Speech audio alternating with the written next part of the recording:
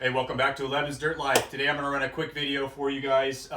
It's going to be about brakes. I'm switching out the brakes on 11s, just rotors and pads. So the braking system is going to stay the same. The UD60 brakes are massive brakes. I think they come off a Dodge 3500 Ram truck. So the dual piston, big caliper, big pads, a lot of stopping power.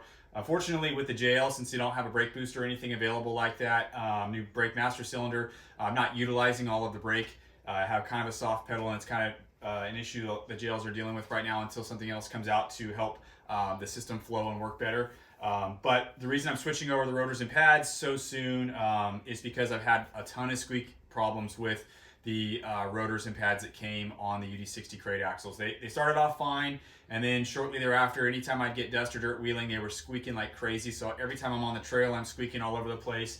And then like the last month and a half, they've been squeaking nonstop every time I drive. So, you know, pull up to an intersection, brakes are squeaking like crazy.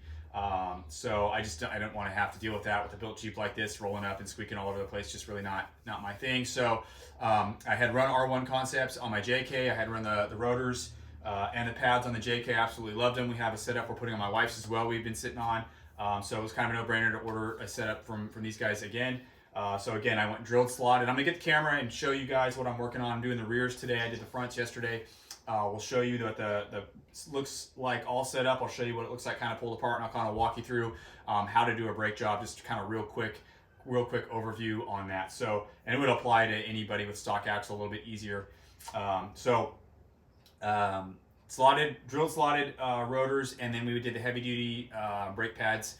For, you know, like off-roading, for big heavy trucks, for big vehicles like that. So in talking to R1, we kind of walked through what we wanted to do, or what I wanted to do, and they set me out a really good set. So let me get the camera, I'll walk you through, show you kind of what I got going on, and kind of explain a couple things. So here we go.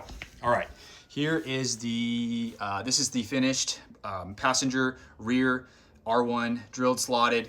So drilled slotted rotor, and then we have in the caliper there we have the R1 brake pads. I'll give you a close-up view of those in a few minutes. Very cool looking setup, nice and silver and shiny. So if I had black wheels, you'd probably see it better. You can kind of see, let's take a look and see if you can see it through the front wheel that I did yesterday. A little bit, it's kind of hard, the lighting's bad, but anyhow, looks cool. Definitely performs better. You know, as far as drilled and slotted goes on a off-road vehicle, I mean, if you're doing high-speed stuff, that's where this is really going to shine.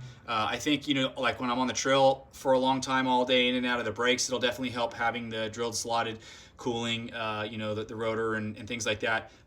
You know, so you could stick with the traditional rotor, but, you know, might as well upgrade to the best available when you have the opportunity if you can. So that's what I did here. And then let's go take a look at what the driver's side looks like. I basically got it just kind of pulled apart, but I still have the rotor that came with the UD60 axles. You can see it's a smooth rotor.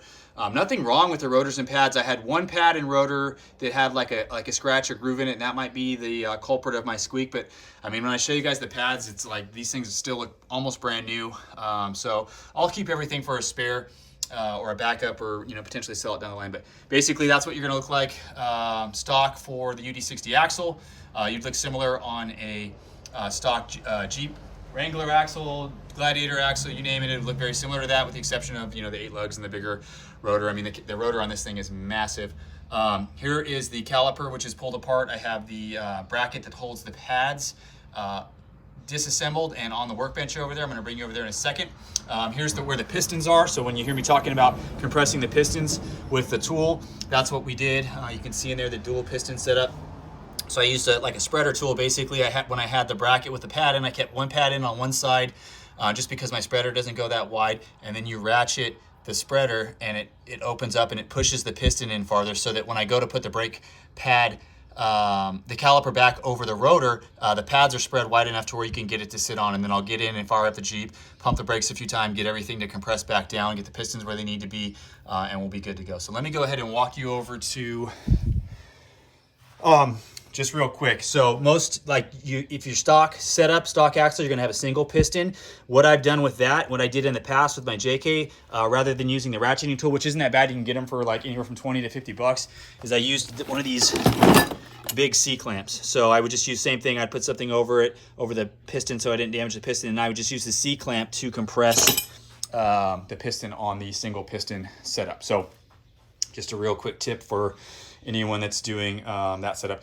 Basically, let me get back over here real quick. The caliper, let me show you on the side, it's already on there. Caliper is held on with 2 bolts. You can see this top bolt here. These are big bolts. And then you got the bolt down here on the bottom. So you need a breaker bar to get them loose. Once they get loose, they are basically can come off finger tight. And then to get the holder for the brake pads, I don't know the technical term for it, but that is going to be, you see this bolt right here and this bolt right here, and that there's like a spring in there. So that's what, like compresses with the brakes as you're using them. So that's what you would do there to get those loose. Or tight. And basically that pulls right off. So I did the compression with everything assembled kind of in my lap, and then I pulled the holder off for the brake pads. Again, I don't know what that's called. Pull that off, and I'll work on that on the bench, and then we'll get everything assembled again. So that's kind of how the whole setup looks when it's assembled. And then here's everything kind of pulled apart and components. So here's the rotor that came with the UD60. You can see it's smooth. This one looks pretty good. Not a whole lot of nothing, like no major grooves. So that was actually in pretty good shape. And here is the new drilled slotted from R1. OEM brake pads here. As you can see, these things have a lot of life on them. So I think it might have just been that one that was squeaking on me, but it was driving me crazy. So I ended up making the switch. Here is the new R1 pad, the heavy duty brake pad. You can see off-roading, towing, heavy duty vehicles, high temp, all that good stuff. So these should be really good in an off-road setting. Here's that ratchet tool that I told you about. So again, this thing is just going to fit between the pad and then the piston there, and then you just ratchet it up and down, and it spreads open and compresses that piston as you need to. Once the piston is compressed, you just flip the lever the other way, and then you ratchet it back out, and it cinches itself down. So there you go. That's the long and the short of it.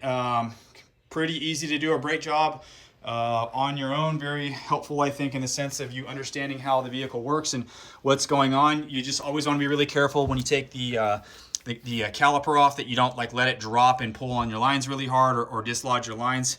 So I used bungee cords. I've used zip ties. I used a big heavy duty thick zip tie for this one, or I just kind of rest it somewhere really nice where it's not going to fall down. And then just, go ahead and bed the brakes properly. There's procedures for that. I typically do like a couple decent sized stops at lower speeds, and then a couple hard stops at lower speeds, and then get it up to speed, 65, 70, and then give it a couple hard pumps and get the pads mated really well with the rotor. So that's kind of my process. It's worked for me in the past. There you have it. So thanks for tuning in. Stay tuned. We got some cool videos coming up here on some major changes we're doing for 2022. Thanks for tuning in.